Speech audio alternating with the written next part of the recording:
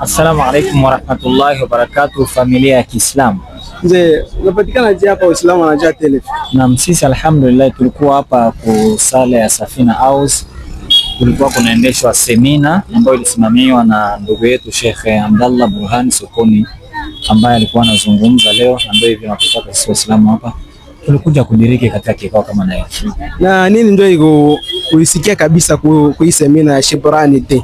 Naam, semina ya leo kulikuwa kunazungumziwa mada muhimu sana. Alikuwa anazungumzia masala ya kumuhusu Nabii Allah Isa alayhi salatu wasalam na mama yake Maryam. Labda niwe nazungumza kwa kifupi kile ambacho mimi nimekichuma, ni kwamba katika Uislamu Nabii Allah Isa ambao wengine wanamuita Yesu Kristo au Jesus Christ ni nabii wa Mwenyezi Mungu, na kwetu sisi Waislamu hatuwezi kukamilisha imani yetu ya Kiislamu ikawa kama tutakuwa tunamtupilia mbali na kufikiria kwamba hatuhusu sisi Waislamu. Lakini kwetu sisi lazima kwa Uislamu wetu kukamilika tumkubali naye pia kama nabii, kama manabii wengine wa Allah Subhanahu wa Ta'ala.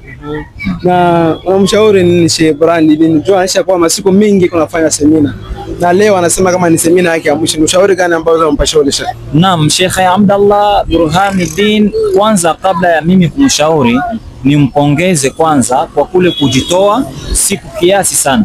Mimi binafsi leo nikihesabu semina ambayo nadiriki nyuma yake inakuwa semina karibuni ya 8 tangu mwezi wa Ramadhani. Nampongeza sana na namwombea kwa Allah Subhanahu wa Ta'ala awe anamuongoza zaidi na mfunulie zaidi kifua chake cha ilmu. Na shauri langu kwake ni kumweleza kwamba juhudi yake hii asiwe anaipunguza, na kiasi cha yeye kujitoa kudarisisha umma, mimi nafikiri ndio kiasi cha yeye kuwa pia anachoma ilmu, na pia awe kila mara anatukumbuka, kwa sababu kutokuwa naye hapa mjini ni kitu ambacho kinafaa tunapita muda mrefu sana bila kusikia sauti yake, bila kupata mafunzo yake.